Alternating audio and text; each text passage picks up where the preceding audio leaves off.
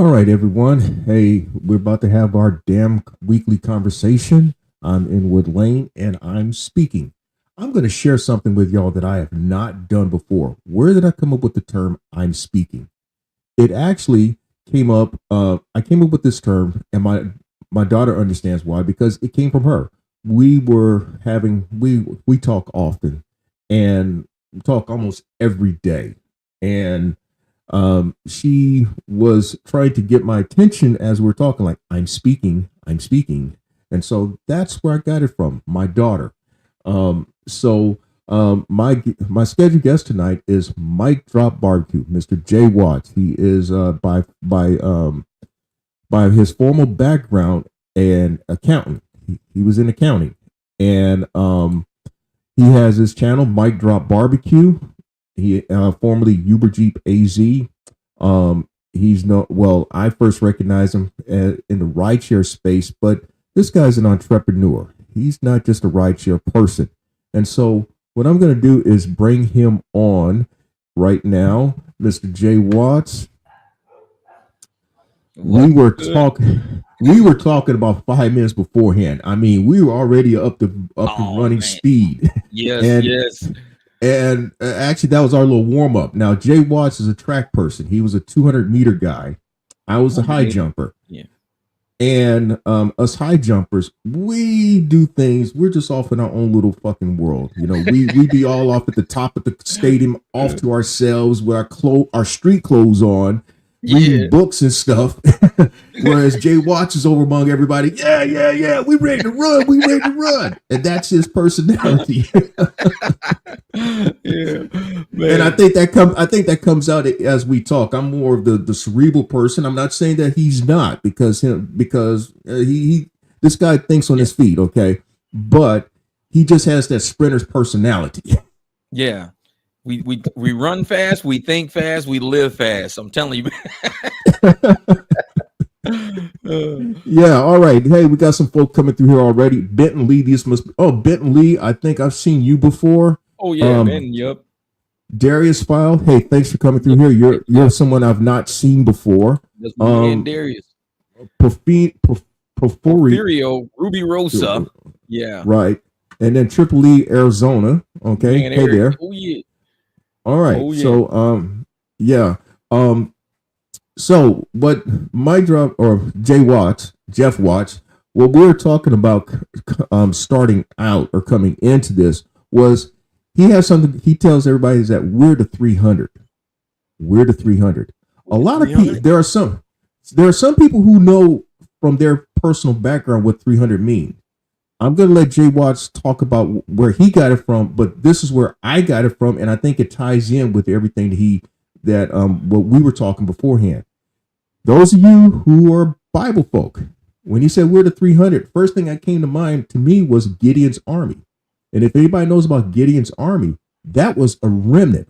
Less than 1% of all the people who started out with him were the ones who actually fought. Now, when I first saw him talk about we the 300, I told him about champions mentality. But in some ways, we're out here in a war. We're out here in a war to make Oh money yeah. day in and day out. And there's a lot of folk who would join and jump on the bandwagon. Those 32,000 starting out, let's just say that they were the bandwagoneers. But then there's the first test that comes. And 90% of those folk turn around and walk away.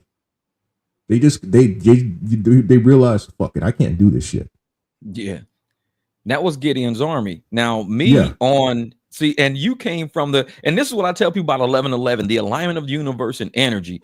I started with the 300 because I look at the old Roman times of the 300 Sparta. These guys, one guy was like, we're tired of, armies coming around, taking all of our resources, taking over our villages. We tired of these people conquering us. So we want to Mm-hmm. form a rebellion. We want to fight back. And so this guy Mm-hmm. went around gathering a few people here and there, people who were brave enough to say, I'll stand with you. I know I might die. I Mm-hmm. might go broke. I might end up in poverty, but I'm willing to fight for the cause of protecting all Mm-hmm. of our villages. I'm willing to go down, but we're gonna have a fight. And that's where I came with We the 300. And you told me about Gideon's army. And I'm like, Right. what? I'm like, tell me that story. Yeah. So as I'm going on, there was the 90% folk just left. They just left. So there are 3,000 people that were left. But even then, God says, no, you got too many folk. And so there was kind of a qualifying test about, I'm just reading the thing though, but God chose 300 men based on how they drank water. Those who lapped like dogs were selected. Those who drunk the water, however way, it was the way they drunk the water. So they had this warrior's mentality, this humility about them. That's what separated them. Those 300 are the type of folk you want to fight with. Those are your warriors. Those are the ones you fight in a foxhole. Those are people You see, when you start asking folk, hey, look, I need y'all to fight with me. Everybody talking, yeah, man, I'm with you. Fuck yeah. It's like with the track team thing. Everybody gets around in a circle before the meet and all, they stretching and talking all that shit. But then when they say go, or okay, first one up. Only the strong gonna do it, yeah. You lose all of that. Anybody who's scared when they leave the blocks, I mean, you already know you defeated yourself already. You cannot be scared. You gotta go in knowing we can fight, we could win. You gotta go in knowing that when I leave and I go drive every night, I say I can make money. I don't care what the app show. I don't care what's on. I know I can make money because if somebody needs a ride, I have a truck. I got car keys. We can come up with a budget, or we can come up with an agreement to where you can end up in my truck. So I'm not scared to not make money. That's one thing. And it's a lot of people in the 300. We not scared to make money. We know if Uber ain't giving me good rides, Lyft ain't giving me good rides, that's cool. Because I know somebody in my community needs a ride. That's who I'm looking for. The person who says, you know what? You look like you protecting the community. You're not doing this giving money to corporate America. You're keeping the money here. I'm willing to ride with you. You could be my driver. That's how I get clients a lot. People who are willing to fight with me. Clients become a part of the 300. They want to fight with us too. They see what's out there. Now he started, I think part of what Jay Watts started with this MicDropBBQ. He started with this when he got his paperwork, $10, I think. Your livery license. Livery license. Yep. It started with that, $10. And then he started telling folk, hey, look, get your paperwork. Get your paperwork. If you have to get commercial insurance, get your commercial insurance. Make the investment. Because when you invest in things like that, you're not only invested in yourself, you're invested in your business. I mean, part of growing a business is investing in it. Yeah. It's not about, as I was talking about last week, okay, so you got this business, and so you're going around like, driving with diamond in the back, sunroof top, digging the scene with the gangster lean. It ain't all about that, because you still got to make money. Yep. You got to make money. And the funny thing is that even back when I had my old Mercedes and my old Escalade and stuff like that, I didn't have any licensing, any permits. I was always out there just fighting, telling people to fight. It was not until I got on YouTube and all the haters was like, you can't do that. You don't have this. You don't have that. You can't do. All the haters started coming at me because they saw all the money I was making. I still ain't totaled my car like they keep saying. You're going to total your car doing that. I still ain't told it. I drive way less than they do. They're doing 80 hours. I'm doing like 30 hours. We're making the same amount of money. So all the haters got on my channel. I didn't have to tell nobody what I was doing. I told people to help them form a mentality of how to make more money. So once they saw the money we was making, they got upset. Oh, you did. So I said, you know what? I'm going to shut y'all up. I went out, got everything just for them. They don't even know if I really use it or not. They have no idea. I just went out and got it just to shut them up. And now, even though I got it, they still haters. They still mad we making money. Man, they're going to do that regardless. Man, they're going to do that. Every solution, they're going to have a problem. They're going to have a problem. For every solution I can come up with, they got a new problem. I'm like, whatever, man, whatever. And those are part of the 30,000 that tend to just go at first adversity, first obstacle. Now, hey, y'all, what I'm doing differently with some folk now, as some folk have agreed to come on like a second time. What I'm doing, y'all, is putting in a link here. This is the invite link. And so if you want to join the damn conversation with me and Jay Watts, click the link and I'll bring you in. Make sure you got the sound right. Don't have music in the background because we can get copyrighted for that stuff. Yeah. And know what the fuck you want to talk about, too. Exactly. Don't get on it. And I say that with Jay Watts in particular because he comes from corporate America. He has a certain structure the way he's doing things and all. And so, yeah, keep it together, man. I got a video saying, get your shit together. Yeah, got to. So, not, and even for someone like myself, I mean, I come from a media background, and so you want to make yourself sound like a big dummy. Yeah. And see, and this is the thing, because even when I started out, and everybody remembers me a long time ago when I was with this group called the Rideshare Garage, a long time ago, everybody remembers that. And I was doing my own thing. These are guys that found me. I was doing my own thing. They found me, said, "Hey man, come get with our group." And I kind of peeked them out a little bit.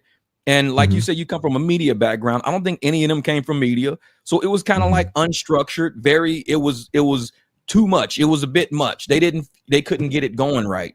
So I was trying to give them suggestions on how to be more visually appealing, audio appealing, and they just wasn't hearing me. They wasn't hearing me. I mean, I had the less amount of subs out of everybody in that whole group. Real shit. I had the less amount of subs. Now my subs are like 3x what any of them got, because I was trying to explain to them, this is what YouTube wants. This is what audiences want. You got to look at it from a media perspective, not I just want to talk on the microphone perspective.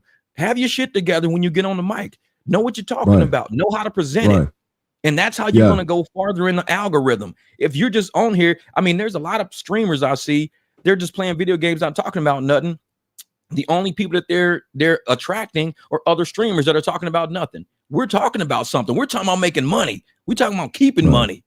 So if you're on here talking about nothing, you're going to lose an audience that we have. We want to get the money making audience, the business audience, the entrepreneur audience. That's what we're looking for. Right. And so one of the things that I've tried to do is drop some things about how do you build in, at least based on my experience, what I understand, six-figure business. Yeah. Everybody talks about, I want to make 100,000. Now and let me put it like this: in the delivery transport space, I know of one content creator right now. He is on pace to do 100,000. He does it different from what I may do, but there's more than one way of getting there. But he has a strategy of how he's getting there. I see the strategy. I have my strategy. I have articulated my strategy for now, more than a year. I've done it multiple years now, and although I've not topped the numbers, I am well ahead of pace from last year and well ahead of pace of the year before. Now, I want you to tell people the development of where you started, like what you started with and how you started to where you are now. That's the story I like. Oh, all right. I've shared this multiple times. I started out in rideshare in 2016, September 2016, with a 2009 Ford Taurus with 176,000 miles. Ford Taurus. Listen, people, listen. Keep going. Yeah. And I mean, don't, I will say this: do not look at the vehicles and all that stuff and think that this is just the progression. This is just the progression of things. And so when Bambi took out that, I got a 2016 Taurus, but we also had a 2011 Maxima. The 2016 Taurus went to my daughter because she was in school, and so I was driving the Maxima, 2011 Maxima. From there, when Bambi ran into that one doing a DoorDash order, yeah, and the funny thing about it is the same point of impact, same type of damage. Both vehicles are totaled, but that Maxima, when I got rid of it, or when Bambi ran into it, had 235,000 miles. That 2009 Taurus had 300,000+ miles. Now, one of the things you got to understand about that, for the vehicle to get to that many miles, and this is something that Jay Watts can appreciate, being a mechanically inclined person he is, I was always up under the hood. I was always doing what I needed to do with the vehicles. Okay, so we progressed then into a 2018 Pathfinder. And then that's where some opportunities started opening up for me. And well, the Pathfinder let me down after a year. And so I traded out of that negative equity into my F-150 that I still have. And when I did the Gig Geezer channel, when I started that in October 2021, I was driving. That's the vehicle that's kind of what everybody first saw me driving. So I still have that. December 2022, I added Sprinter/cargo van, my Ford Transit 250. And then October last year, something I didn't mention until a few weeks ago, I added a box truck. So I've got 3 vehicles in my inventory. Each time The last two moves were always to give myself more options, to give myself greater earnings capacity, give myself greater option. So there's been a strategy behind it. Now the box truck I got is what my money could buy. My next move will be the one that really is going to open up the doors, a 26-foot box truck with a lift gate. So hopefully, I like that.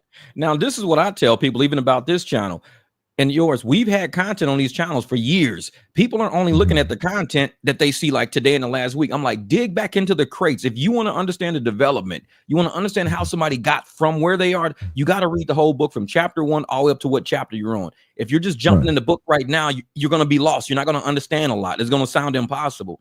But if you see where he started from, all the way to where he is now, he's got a cargo van and a box truck and the F-150, all from doing this for a living. That's it. And a lot of people don't realize, how do you get this far?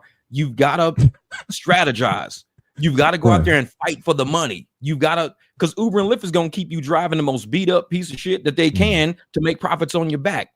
You got to start thinking of business. And that's why I like your story. It's about development.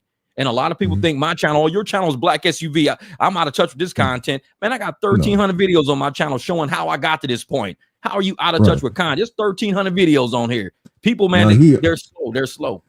Now, you also got to understand, he was Uber Jeep AZ. He had a Jeep that he started out with, too. And I was out driving that today, actually. gas guzzling Jeep. Man, 2 G's a month in fuel, $2,000 a month in fuel alone. And that's when Uber was paying a lot better, because we had surges and we had weekend quests for $750 and stuff like that. I mean, it was crazy. I was just throwing every day I was putting $80, $90 a day into that Jeep, $80-$90 a day, because it was when gas was kind of high and I was just tanking gas, and it was just constant rides. You know, I could do 30, 40 rides a day, because that's when I was a pigeon back then, just getting all of these bonuses and quests I was hitting. Now there's no way I could survive with that Jeep. Impossible. But one day I was like, you know, if I'm paying 2 G's a month in fuel alone, I'm gonna go buy a BMW. It actually saved me money to go buy that BMW. I was saving like $1,000 a month in fuel, car note, insurance, everything. I made $1,000 a month by buying a BMW. Parked the Jeep, bought a BMW. I'm $1,000 up already. Just off that transaction alone, I'm already $1,000 up. So the money started stacking a lot faster. Then I started using less fuel. So now that 1,000 increased up to like maybe almost 1,400 a month. So now I'm really stacking money, saving money. I've had that Beamer for over a couple of years, and I tell everybody I save a lot of money. I throw money in the envelopes all the time.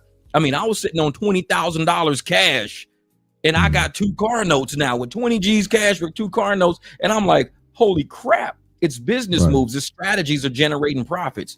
As I say, the more you generate profits, the more cash you're going to be sitting on at the end of the day. Now, one thing I'm going to throw out here, me and Jay Watts, we're actually feeding off of each other right now. There's no, we're actually talking structurally, but we're feeding off of each other. Yeah. But what I was going to mention about with strategy and all, this is something that I'm not, for someone like myself who really is not the most sociable person. If you look on the Myers-Briggs thing, I'm the scholar, I'm the architect, INTJ, I'm the person who goes off to himself and all. But you got to watch who you're running with, who you're interacting with, the company that you keep. I have a fast friend here in Colombia that we 95% of our conversation is money. We're talking about how we're strategizing, what's going on in the market, and all this stuff. We're talking about making money. We're not talking about the latest fashion and the latest rumors and things like that. So you have to also watch the people that you're running with, because if you want to be a part of that 300, you're not going to be running with everybody, and so it's gonna seem lonely, but that's okay. Now, if you're the extroverted person, that may be not your comfort level, but things like this is oftentimes a lonely venture. And everybody wants to, you know, once they see what you're doing and all, everybody wants to join the crowd and all that stuff. But this is what Jeff's talking about as well. Go back in the archive where nobody knew who he was. Yeah. Nobody knew who he was. Look at what he was doing. Look at the progression of things. And that's what I tell people about the channel. They only see what we're doing now. They only see the black SUVs. They only see the people trying to crowd around and come around. They don't see the lonely days before when, I didn't have a lot of subs. The lonely days when I was, just trying to figure out rideshare, when I was all my long, 2-3 hour ride alongs on my channel and people weren't even watching them, and I'm showing people how to make money. I'm doing like really structured. I mean, you can go to college and spend $40,000-$50,000 a year. I'm dropping one video that you can make extra $2,000 a month on. I'm paying you by you watching my ride-alongs. I'm showing you how to make money. And that's the era that people weren't even watching it. I'm dropping jewels. I'm giving dimes. I'm giving the game. And people like, oh man, I ain't watching this. I ain't watching this. Well, go to college. Go spend 4 years trying to make the money we making now. Go spend 4 years sitting in a seminar and come back and make the exact same amount we making now. But I'm dropping game right now. And now you see people coming around like, oh, I figured it out. Okay. Now they want to come 300. Like you said, a lot of people dropped off. I used to block ban was my thing, man. I'll block people off my channel, ban people because they were dropping off. That was Gideon's Army, block ban. Guys, hey man, you finna get block banned. In fact, I did that with someone just this week. This person has come up under a second name. Okay, a second name talking the same stupid shit. Yeah. And I just there was something about him that triggered a memory. I went back in my archive of emails there. See, that's something, y'all. You better watch what the fuck you say, because I keep the emails too. You may not see it on the channel. I keep the emails. And so when I realized who it was, zap, his ass is gone.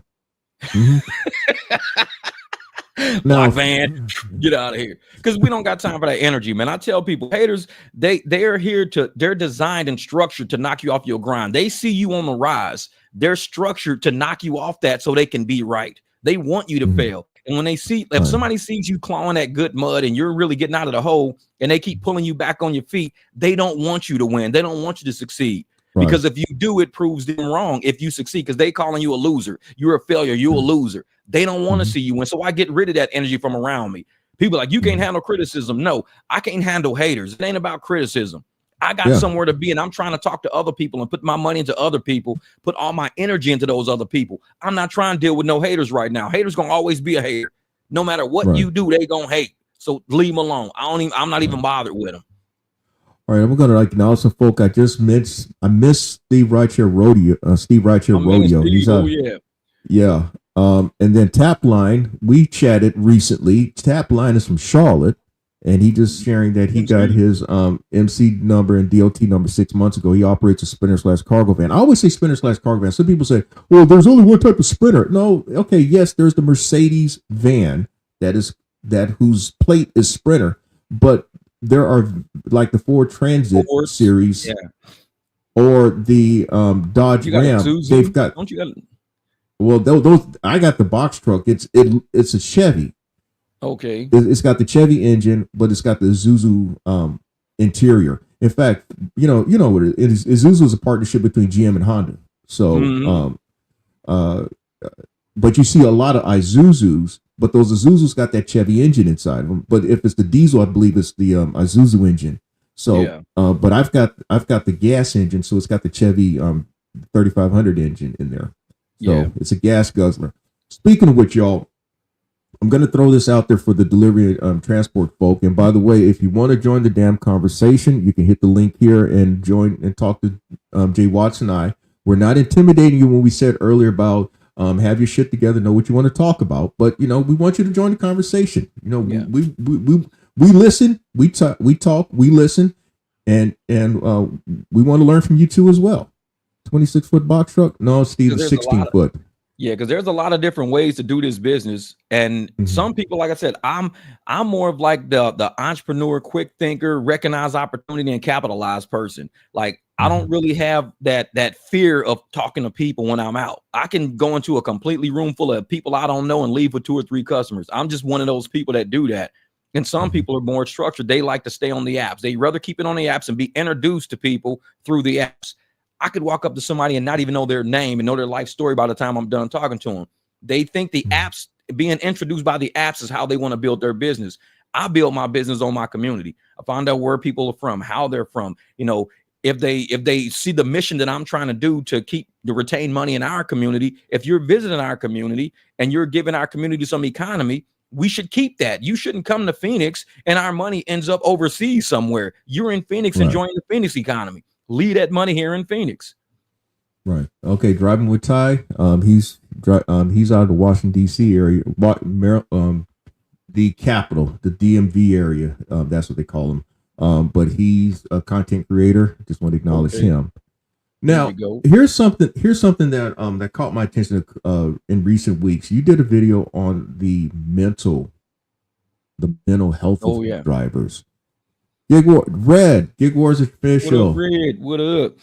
Yeah, Red. She appeared. In fact, last week, Red appeared for a second time last week. She was on 30 for a 30-minute event about DoorDash, and so out there getting it in. Yeah, she's in southeastern Pennsylvania.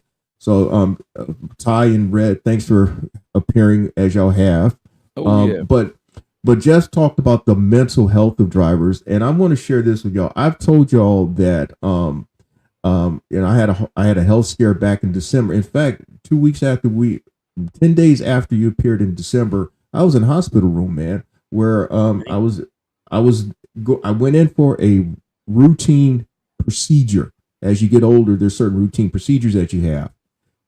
They discovered that I had atrial fluttering, which if shit gone any direction, I could have had stroke, embolism, heart attack, or death. Okay. Yeah. Come to find out, after all that's been said and done, come to find out the atrial fluttering was caused from stress and blood pressure.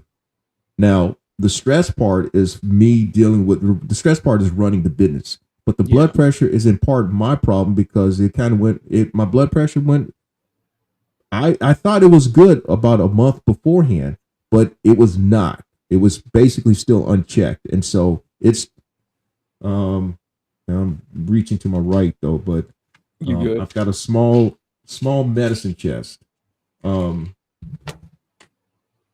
See, that's the thing, man. That mental health is something else, man. I was telling folks, stress is... Actually, yeah. What you got? Y'all. See, there you go. I got a small medicine chest here. You got drug dealers going on. Yeah, legal shit there. But my point is, if you're not taking care of yourself, shit can go wrong. Oh yeah. I mean, and I tell people, go ahead.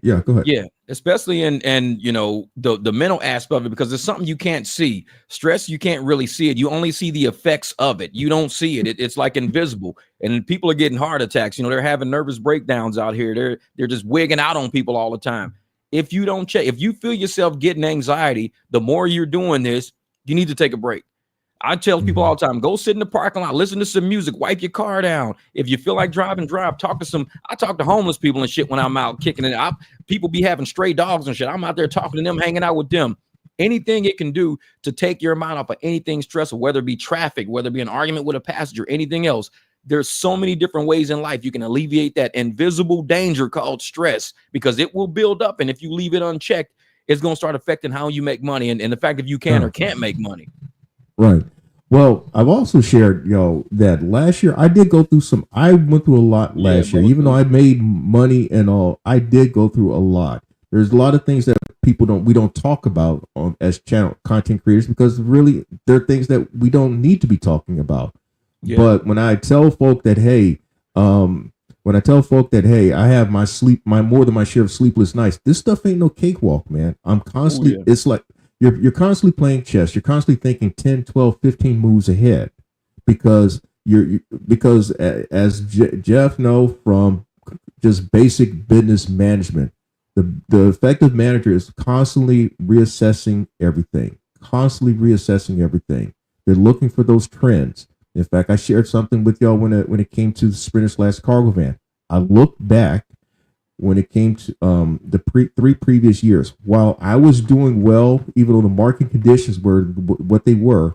2020, I earned 76,000 gross. 2021, 81,000. 2022, even when I was looking towards with the van, I saw where I wasn't going upward. I saw this leveling off with the gig food app money, and so that's another reason why I looked into the Sprinter/cargo van, as I often said, to give myself a greater earnings capacity. Well, from 2022 to 2023, I went from 81,000 gross to 112,000 gross. The investment made a difference. The investment made a difference. And Yeah, I'm one of those people that, me, I'm not only about investment, I'm about risk mitigation, loss mitigation. I look at everything as an opportunity cost. The opportunity of you damaging something is just as much as the opportunity of you earning money. So you always got to do mitigation. Sit around and think, do I want to put myself out there for pennies on a dollar? No, my truck stays parked a lot. But when I do finally leave, I'll go out for 3-4 hours, make about $500. And then I hurry up and park it. Most people say, well, I was on the road yesterday for 8 hours, 10 hours, I made $200. Today I was on the road for 10 hours, I made $200. So you made $400 in 20 hours, and I made 400 in 5 hours. So I'm working 15 hours less than you, less risk. You got to mitigate the risk, way less risk. So I can take 2 days off, not even work at all, finally go out and hit it hard for 4 or 5 hours and make the exact same as somebody out there stressing in these streets. You got to have a clear mind. You got to do it clear-minded. Oh yeah, got to. And this goes back to the track world. See, if Jeff's mind is all clutter, he don't hear the gun when he's supposed to. Clear it. His reaction time is off, and guess what? At a certain level of competition, when you're at the elite level of competition, those hundreds and thousands of seconds make the difference between somebody advancing to the next round or making make a medalist position. And if you looked at the 100-meter final last year, Noah Lyles ran 100 meters. Keyshawn Thompson didn't run 100 meters. That was really the difference. Yep. And it's you understand what, man. You understand what I'm saying? Yeah, Lyles exactly. ran 100 meters. You got to have that full focus for 100 meters, not 95 meters, not 99 meters. You've got to run you've got to run from the beginning to the end. You target fixation. You're running, you're focused. And you know what you got to do. You know your job. A lot of people don't have that focus, and they're out here in the streets. I've seen drivers before spend all the money they made trying to eat at restaurants while they out and about. I eat at home. I grocery shop. If my focus is profits, I'm not giving my profits to KFC and Popeye's chicken every time. I might do it once a month if I know I'm too busy and I can't make it all the way back home, because I'm not going to waste gas coming home, gas and time, when I can just eat at Popeye's real quick and just be done. But I see guys out every night. They eat out. They're spending, $30 a day eating out. $30 a day times 5 days a week. You're already at $150. Now you're spending about the same amount in gas. So you're already at $300 of expense that you don't even need to be having. That's $1,200 a month you're spending that you don't even have to deal with. But yet, if you put yourself out there, you blowing through all of this money, it's going to make you work harder than somebody like me who's putting all my savings in envelopes. Like I tell people, I don't even put money in the bank like that. Because if I put it in the bank, I can see it. Once I take it out of the bank and I put it in an envelope and I close the envelope, I don't see it no more. I'm far away from home. I can't use a card to access it. There's no way I can tap into it. So it stays safe exactly where it is. And if you have it in the bank, mentally, you want to save it. Now, my operating part of my bank account, I never touch it because I know what it is. I'll leave it alone. If I know if I start going into it, it's going to eat away at all the business money. My savings, my actual profits, that's what I take away from everything. That's the part nobody sees. Focus, man, is focus. Or as they say, discipline. Okay, we got Tap line, Charlotte, man. He's going to come. I'm going to bring you in very shortly here, man. Hey, man, thanks for joining the damn conversation. Tap line is from the Charlotte area. He has a Sprinter/cargo van. He mentioned earlier in the chat room that he got his identifying numbers, the USDOT number and MC number, like 6 months ago. Time to get it. Yep. I was going to reply back to your eating out. I do hear people about eating out and on the road. I was just going to give some hints of what I do because I'm over the road. Now I'll do regional stuff. I mean, I'll go from airport to airport or go around here or there. But if I'm going to, I just came back from Salt Lake City, and we stopped at Walmart and got eggs, boiled eggs, and luncheon meat, and some cheese. And me and my wife, we delivered some small puppies out to Salt Lake City. Had to do it. I couldn't get my van running, so I took the car, went out there, got it done, made a customer happy. But we ate for near nothing. Now That's was what tough, it takes. but we come back home. We said, we didn't spend no money. We did stay at one hotel room. After 3 days in the car, we wasn't smelling so good. Yeah. I needed the rest. We just drove You straight. said you and your wife, that sound like funky love, man. But Funky love. But see, you said all your body needs is nutrition and energy. That's all you need. You don't need to spend a lot of money to get nutrition and energy. You can spend the basics. I mean, if you go in 2 people eating and it's costing you like $11 versus costing you $40, that's a $30 difference every time you walk out the house. And that's a lot. You do that 5 times, it's $150 you keep in your pocket. And it's like, dude, it's easy, man. People just gotta, it's the focus and discipline. And it's focus and discipline, and you got to think, I'm gonna, that's just an expense. It's like if your car will run on regular, but you put premium in it just because you want to. Well, you know, when you're driving, you're running on regular. You don't really need premium. I'm not saying not eat. I'm just saying that's just one way to cut back, to keep that money in your pocket. Just use energy and nutrition is all you need. Yeah. Yes. And then what you're saying, I'll let you go into this. I really appreciate what you're talking about, is that you bought a better vehicle to save that money, and it helped you stash more cash in that envelope. Oh yeah. And I tell people, man, very good point that we all should think about. Yeah, it's a hard way to look at business, but I've seen so many people in corporate America do it. They'll spend more money to build a building versus leasing a building. 2 years later, they're like, man, look at all of, because we're not paying that lease on that building. We now own that building, even though it costs us a lot in the initial. The spread is huge. We're like, man, we're not only building our own building, but we're leasing out part of the space of that building. So now we're making money back on our own now. Spending money is not always losing money. You're investing it, not really spending it. So when I bought that BMW, I was investing into a savings plan. That's the way I looked at it. I was like, I'm getting killed with this gas. Let me invest into a savings plan. And that BMW is my savings plan. That was an expense you just took out and you put it in your pocket. Yep. Appreciate you. Hey, it was nice meeting you, brother. Nice meeting you, man. All right, Chaplain. Thanks for joining the conversation. What was that? I'll come if I'm in Phoenix. I'll give you a call. That's a great city. I can get in Phoenix and I can get out of Phoenix. I love it. We love it here, man. Yep, easy highways. All right, man. Thanks for coming through, brother. See, thanks. Cool. See, that's what I'm saying, y'all. All you have to do is hit that link. I just put it up there again. Click the link. I'll bring you into the damn conversation. And I'm glad he said him and his wife do that, because that's the stuff I do. And I even show when I go to Walmart how I get my sushi for like $5. I showed my $5 sushi at Walmart, and people are like, dude, where you get that sushi from? Oh, it's $5 at Walmart. The same sushi is $20 at the sushi place. Exact same sushi, the same 8 rolls, and it tastes the same. So I'm like, why am I spending? That's a luxury. If I go to a sushi spot, it's a luxury. I'll do that once every few months as a luxury. But there's people who eat sushi all the time. And I'm like, bro, you can get it for $5. Wow. See, I'm not a sushi person, but all I can tell you is that cosmopolitan for me is if I go to Whataburger. And I try to limit myself to going there twice a month. Most times when I'm out driving, I've got my queen jokingly calls it bird seed though, but I have granola or sunflower seeds. That's funny. Stuff like that, man. Yeah. But and at my stage of life, that's why I don't. Hey, you see, I've maintained my form and figure. I'll put it like that. Yeah. You're living on the edge with that Walmart sushi. Don't know what's in it, man. You don't know what's in it. But that's the thing. But hey, it's good, man. It's good. It's good. I'll buy 2 of them all the time. I'll go in, buy a couple, and that's just, it's a $5 dinner to me. I'll get my juice. I'll eat the sushi real quick. Make me a bag of popcorn. That's my dinner for the night. And I know people say, dude, you eat like that?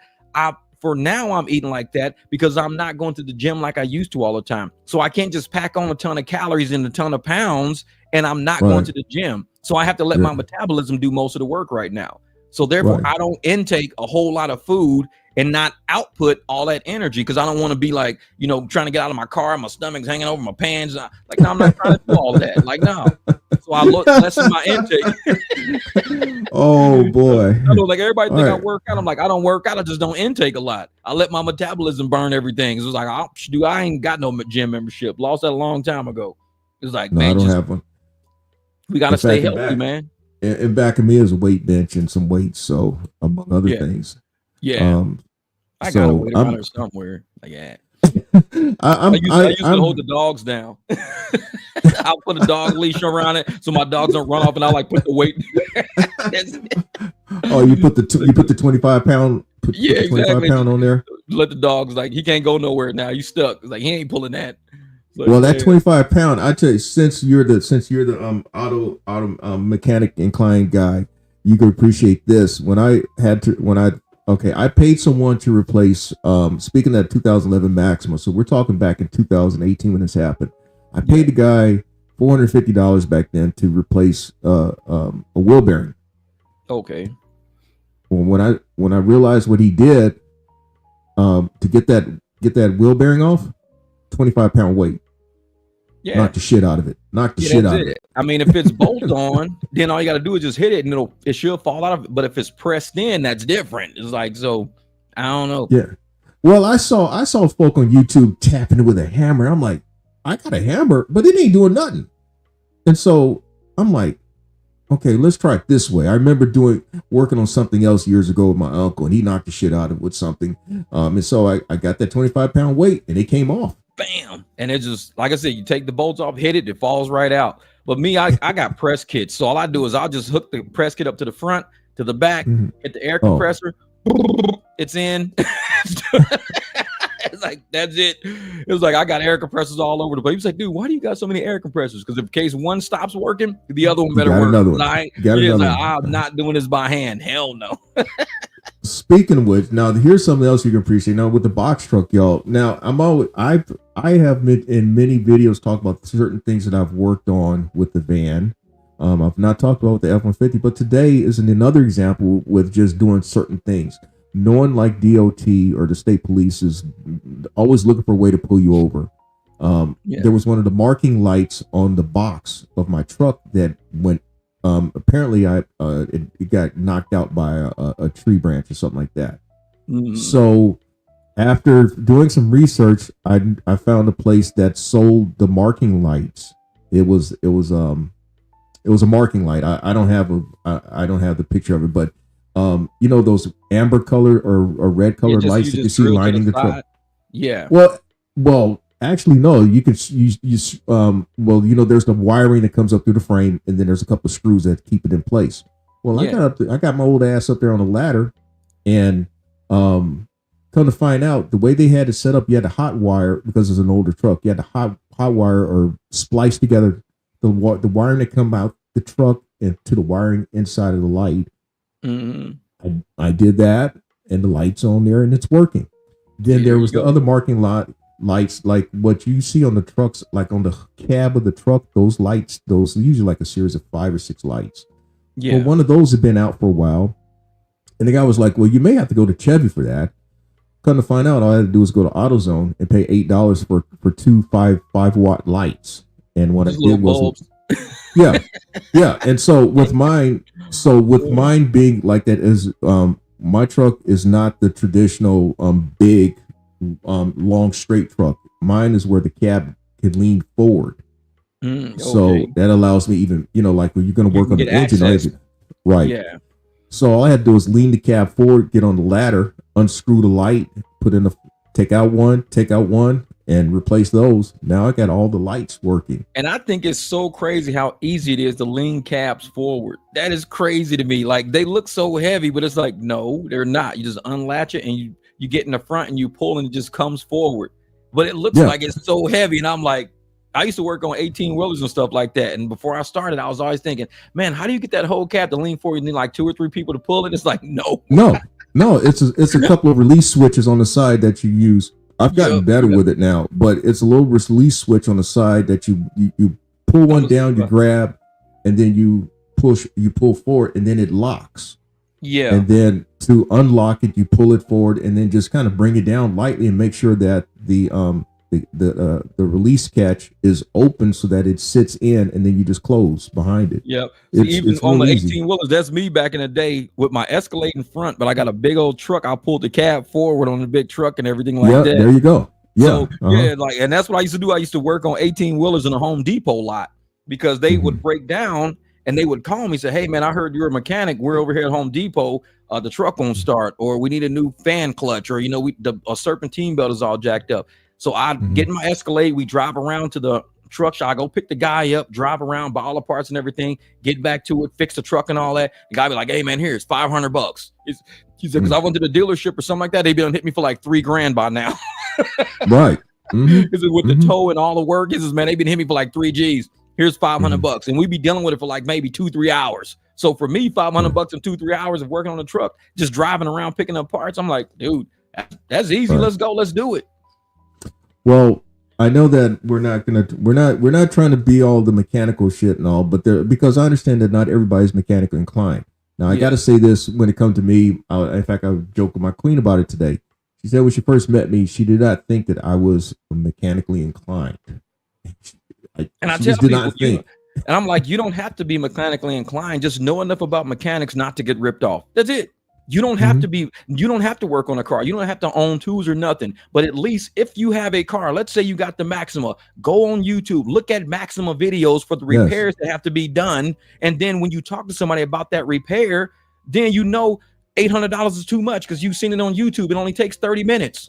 So you don't have to be mechanic. Just know what type of car you drive. Know the VIN. If it's a W in there or it's a P in there, just know the VIN so you know the model. And then say, okay, when I go to a shop and tell them I need this fixed, they can't just throw a number. Oh, yeah, it's going to be like $800. Like, well, I was on YouTube and I looked this up, and these guys did it in 30 minutes with 2 bolts. You sure it's 800?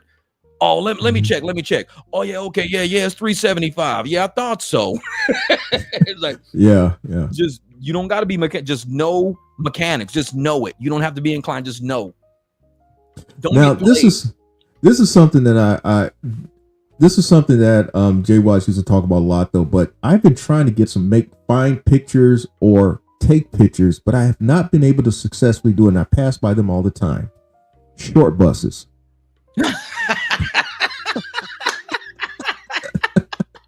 Man, they're taking them off the road, man. They're taking them off the road. They don't want to. Yeah, something like that. Or I'm just not in the right position to take a picture, but I've been wanting to do that and then make reference to you about a short bus. Now, y'all, Jay Watts talking about the short buses because there's a lot of folk that are on the fucking short bus. Man, now we're not talking down on the. We're not talking down on the people who have to take like legit short. Yeah. We're just talking about those whose capacities. Yeah. They're hanging with us, but they're not thinking like us. It's like, bro, you on a short bus, speed it up. I'm like, you can't be telling me you haven't thought this through. It's like at the age we're at, like you said, we play chess all the time. Think 2 moves ahead. Why do you think that would happen? Just think 2 moves ahead. Don't think of what you see. This is 2 moves ahead. Oh yeah, you're right, man. I thought Uber really liked me. Like, yeah, no, they don't. No, you're just another blip or a data point. That's all you are. You're a blip on the algorithm or a data point for them to talk about. Yep. Just a tool to get to where they need to get to. And I tell people, always focus on what you're doing. If you know you're in it for profits, they're in it for profits. You got to look at the way the transaction is set up and be like, am I getting played or is this a fair transaction? A lot of times if Uber's charging somebody $89 and you're only getting $29, that's not a good transaction. That means they're overselling you and underpaying you. So you need to say, I'm canceling this transaction, doing it myself. That will straighten Uber and Lyft out. Now, if Lyft says, hey, man, I'm charging this person 30 and you're getting 24 or 21 out of the 30, that's cool. That seems fair. It seems fair because I'm doing the work. I'm involved in the risk and everything. I'm cool. But people out here, they're short busting it, man. They're watching people pay $100 and they're okay with getting 32 out of the 100. I'm like, no, talk to the person when they get in. This is your time. When you know the deal looks shady from the moment you take it, talk to the person when they get in. Be like, you know what? Usually on these type of rides, I get like $45-50. Even if you don't, just say that. I get about $45-50. How much did you even pay for this? Oh, we paid $92. Be like, wow. Because they're paying me, $27. I'll tell you what, I'll charge you $70. I'll save you like almost $25. I'll just charge you $70. They're like, okay, perfect. Let's do it. Let's say I'll cancel so you ain't got to pay the cancel fee. People always say, aren't you scared of cancellation rates, Jeff? I'm like, do I look scared? I've been canceling for years. Fuck them. Yeah, exactly. Fuck them. If you mad because I canceled, then start giving me shitty deals and I'll do it. It's like, otherwise, no. They need a bus transfer to the short bus. I need a transfer. I'm going right to another one. From one short bus to the next. I need a transfer, man. You stuck on stupid. You need a transfer. I'm gonna tell motherfuckers that you stuck on stupid. You need a transfer. Say, bro, let me get you a transfer. Hold up. What you talking about? Yeah, you will see. Why is this bus transfer so short? Yeah, you getting that transfer. Jeff, it's a ride cancel. Yeah, that's right. Hey, I'd be like, short bus transformers. Oh, no. Now, we're 50 minutes into the damn conversation. See what happens this is what happens when we just kind of feed off of each other. But man. I wanted to bring up this thing about PAX. You were a big promoter of PAX. This is more of a Phoenix based company. Yeah. But this is a microcosm of the entire rideshare world. And you may be able to extrapolate that really to extrapolate this to the gig economy. But talk about PAX. What's been going on with them? Now, with PAX, they're a very small, fresh starting rideshare rideshare app, and they're basically doing scheduling. They want to take care of the community of drivers. That's what the investors. When I first met with them, and this is funny because I wouldn't meet with them at first.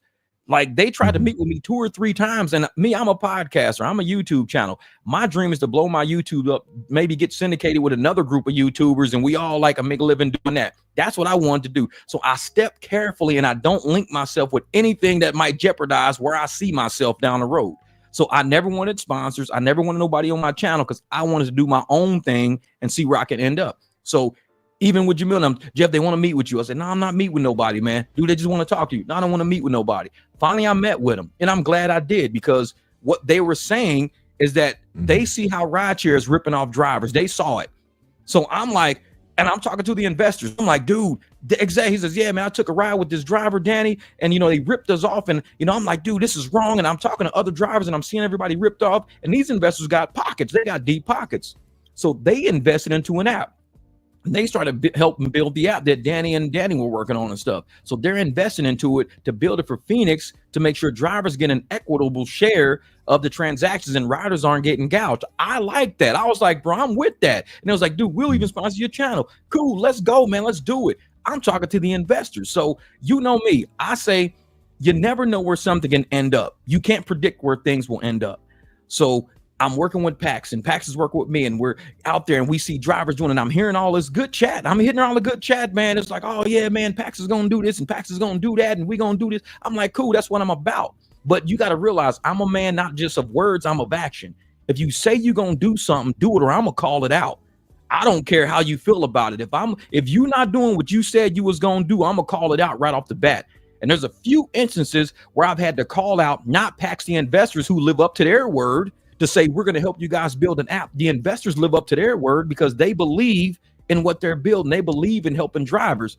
There's some people who are working with the app who are losing focus of where we're supposed to go. What we were given this money for is called misappropriation of funds.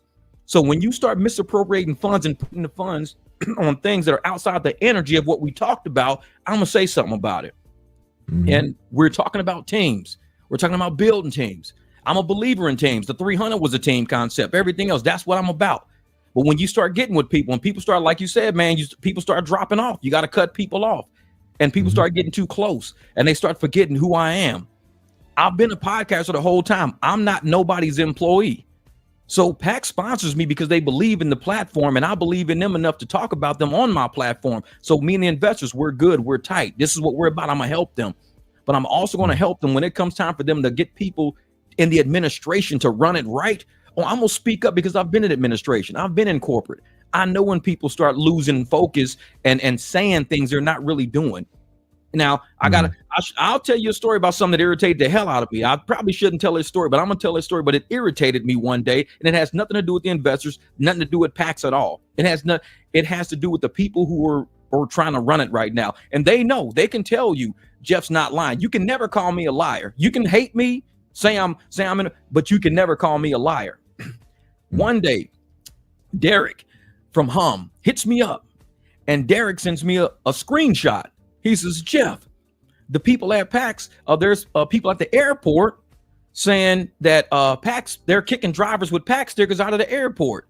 And I'm like, what? Now I got pack stickers on my truck. So of course this interests me. I got pack stickers on my truck. This interests me. So immediately, I didn't wait a week. I didn't wait 2 weeks. Immediately, I texted to the core group. Jamil, Danny Bun, Daniel, Jamie, I texted everybody. I said, hey, there's a problem right now at the airport. They're saying they're kicking people off the airport.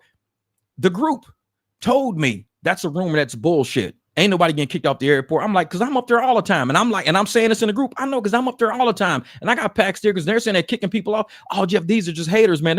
They ain't doing that for real, man. They're full of shit. Don't listen to these people. Don't even talk to them no more. Now, these are my people, though. I got to talk to them. So I'm like, and this is true. Ain't nobody across the board is going to say I'm lying about this. This is 100% real. And this is why I say, watch who you fuck with. So right. I tell the group, I'm like, all right, whatever, man. If that's what y'all say, well, I'm gonna go back and tell Derek. No, don't tell him nothing. Just leave it alone. Drop it. Leave it alone. Okay. This is the problem with leaving it alone. I got pack stickers on my truck. Everybody has pack stickers on their truck. Anybody with pack stickers on their truck has the potential to have their license plate photographed at the airport and potentially kicked off the airport if this is true. We make money on Uber, Lyft, and private. So if us having pack stickers on our truck at the current time takes away our ability to make money, you just fuck drivers up when you say you was here to help drivers. That's what upset me most than anything else. They weren't thinking about drivers. They were thinking about the illusion of packs. And I don't mean the investors. I mean the people who are running it. They were thinking about this illusion of packs. And I'm like, no, I don't like that, man. We're going to tell drivers that, hey, if something's really going on with the airport, we need to warn people to take these stickers off. Because one day Jamil put stickers on everybody's car. I said, take this shit off so we don't get in trouble. We can always put them back on. It's the stickers. We can always put them back on. No, ain't nothing wrong. Ain't nothing wrong. No problem. About a week, 2 weeks passed. Danny hits me up. Daniel hits me up. Hey, Jeff, let's go have lunch. I said, all right, cool. Let's go have lunch, man. And he says, oh, yeah. And this is, I'm saying, man, this is going to get deep. So like I said, nobody's going to call me a liar. But people will not like me. But nobody's gonna call me a liar. I'm only gonna tell you what was real. We get to lunch, and he's like, "Hey, man, yeah, we met with the airport. Oh, so Derek wasn't lying. So all the shit y'all told me in text message that day, Derek wasn't. Derek was telling the truth the whole time. And you got people riding around with PAX decals on their cars when we shouldn't have been at the airport. That's really but you didn't tell me that. I knew that because I'm aware of what the conversation is. Jeff, we met with the airport. And this is what the deal is. We can be at the airport, but it's got to be prearranged only. It can't be pings. We can't be up there. We can't do this. We can't do that. All right, cool. No problem. At least you're telling me the truth now. But you still didn't say, I'm sorry for bullshitting you in that text message and telling you it was just haters and rumors. I'm sorry I didn't tell you that part. But yeah, Derek was right. He was right. They were looking for people with PAX decals on their cars to kick them off the lot.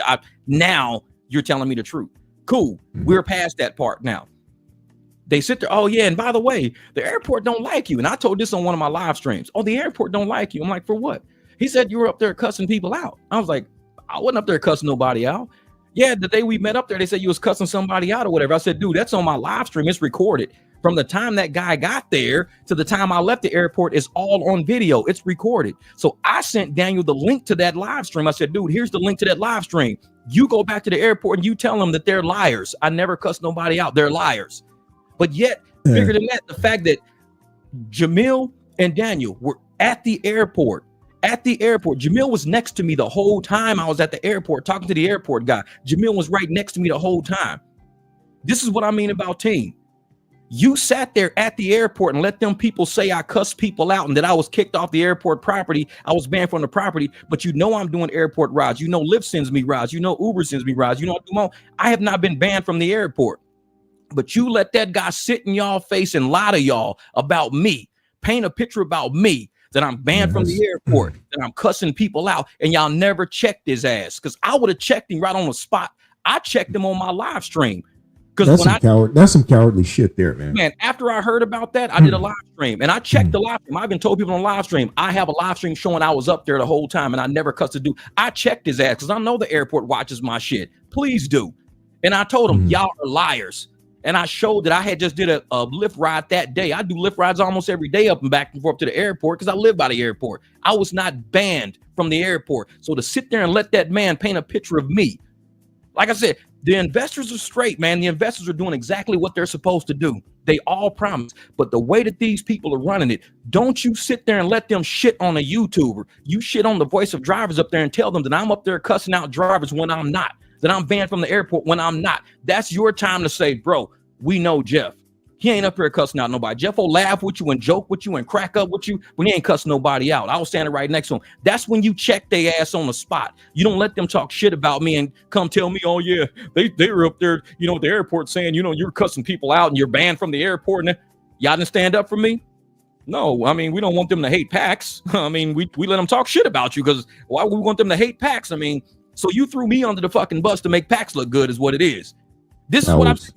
It's some Cowards. shit. Like I said, man, I will tell y'all some serious shit, and it ain't got nothing to do with the investors. I went to a PAX meeting today, and I made sure I told all the PAX drivers in there how to stay profitable. Because my job is to the investors, not to the people who are shitting on me right now. My job is to the investors. My job is to the drivers out there. That's what I made a promise to, that I will always fight for drivers, the money in their pocket, the families. I'm not going to turn my back on PAX just because people ain't standing up for me. If I got to stand up for myself, then so be it. You said it. Gideon's army. People start willing away at the end. At the end, only the 1% going to be standing there. If you're not standing up for me, I'm going to stand up for myself on everything. If I didn't cuss nobody out, I'm going to say, I ain't cuss nobody out and I got proof. Here's the live stream.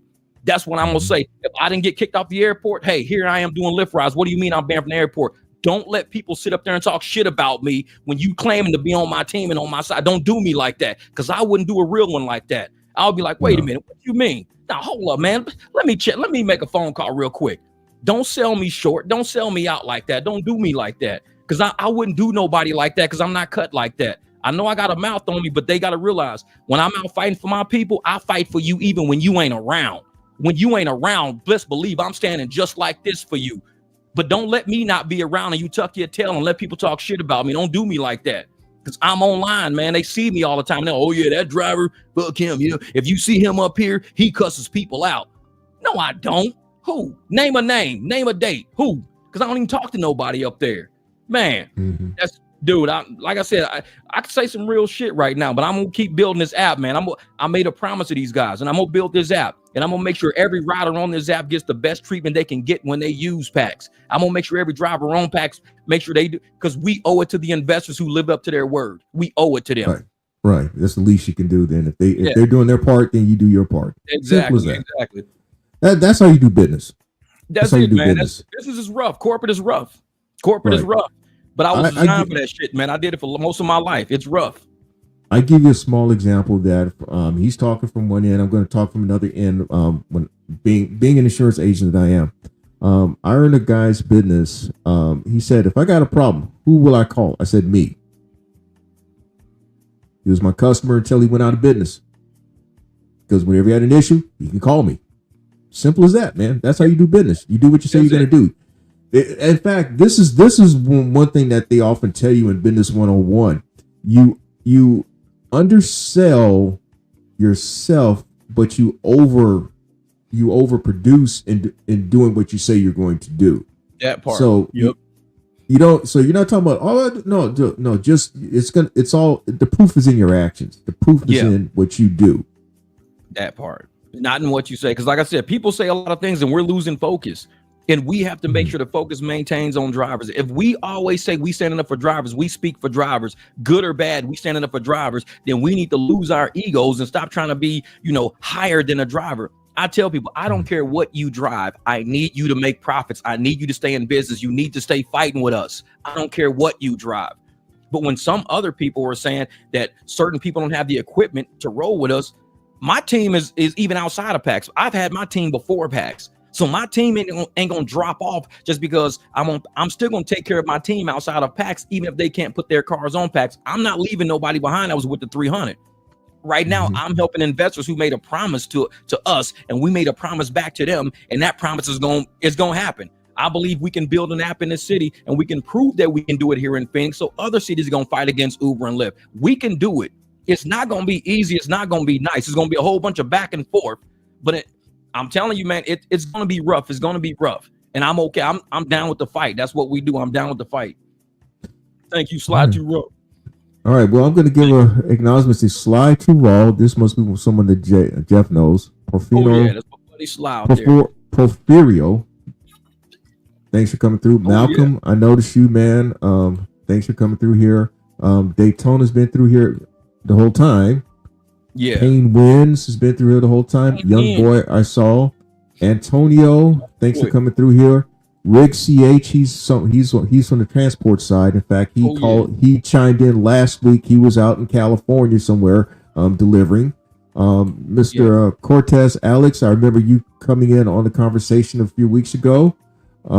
Archie Johnson, hey, thanks for coming through here. He says he thinks 5 moves ahead when he plays chess. Another big driver. Yeah, that's another good driver right there. Benton Lee, thanks for hanging out. Tap line I mentioned. Bubba Sue has come through the conversation a few times. Sue coming through. Darius, hey man, thanks for coming through here this week. Darius Fife. I like that. But hey, y'all, we're at an hour. I always tell folk we try to make this a fast hour, and I'm gonna give you a little secret. When you got something to talk about, time flies. Yeah, I'm telling you. Y'all know me on my channel. We could be 4 hours deep. we have some conversations on my channel. Jeez, an hour. We just getting warmed up. Well, I know you're just getting warmed up now, but no, I try to keep it this way. I know it, brother. That's what's up. It's kind of it goes back to my days from 15 years ago on Wednesday. In fact, it was on Wednesday nights I used to do it. It was 10 o'clock Eastern, but this is 9 o'clock Eastern this time around. So y'all, hey, I don't have anybody set up yet for next week's conversation, but we will have a conversation next week. Jeff, hang out. We're gonna talk about. But me, brother. Thanks for coming through here. Thanks for some of the things that you've at least commented on my channel. This goes back 3 years now, at least now. I think, because Jeff and I, we've commented on each other's channels going back to 2022 now. Yeah. Damn, just like that. I saw it's fast, man. It's fast. I saw it because I saw how you were building. I saw how you were influencing people, and I saw a lot of the comments that were, kind of against. Because they didn't understand your chess moves. You had already thought it through. You knew what you wanted to do without even saying it. You knew you were going to grow because you're not scared to grow. A lot of people were scared to grow, scared to get off the app, scared to stop doing delivery. And you were getting out of that, doing something different, and a lot of doubt. And I said, bro, keep doing it, man. Don't stop. Because I've seen corporations built from like sand in the desert.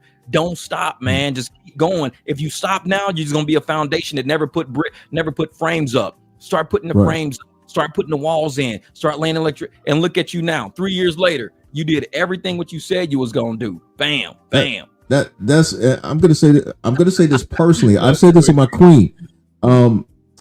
Everything that I've reminded her, said, whatever I've told you, have I not done it? She said, yeah. You've done exactly what you said you're gonna do. Yeah. All right, hey, y'all. I'm gonna give y'all, since we're over an hour in, but we do go over sometimes. I just put up there the link. You can join the damn conversation if you want to jump in. Here's another opportunity to join conversation. Earlier tapped line from Charlotte chimed in. Yep. If you wanted to, young boy know it. He's like, hey, we just preheating the grill right now. We ain't even put the hot dogs on yet. Oh, it's just getting up the temperature, huh? We only have the corn on the grill, man. We finna throw the hot dogs on. Steaks is coming. No, man. Well, I'm of the mindset of all I'm at. Let's see, Jay Mitch, he's from Atlanta. For y'all, that's 3 hours. That's 3 hours away from me. Atlanta, Charlotte's an hour away from me. Exactly where I'm at. Let's see here. If ever in Tennessee, got a spot to crash. All right. Hey, thanks, man. Yeah. Thanks, Benton. Thanks for the invitation. Kevin Charles. Even Chicago. Thanks for great information. Appreciate every video. Thanks, man. Thanks for coming through. All right. Well, I guess nobody wants to join the damn conversation though. But thanks for sitting in with me and Jeff. Again, like I said, we will have another damn conversation next week, whether a scheduled guest or not. We will do this again next week. So with that, you guys on another live stream. So with that, y'all, may your hustle and your grind continue. Let's get it. We the three.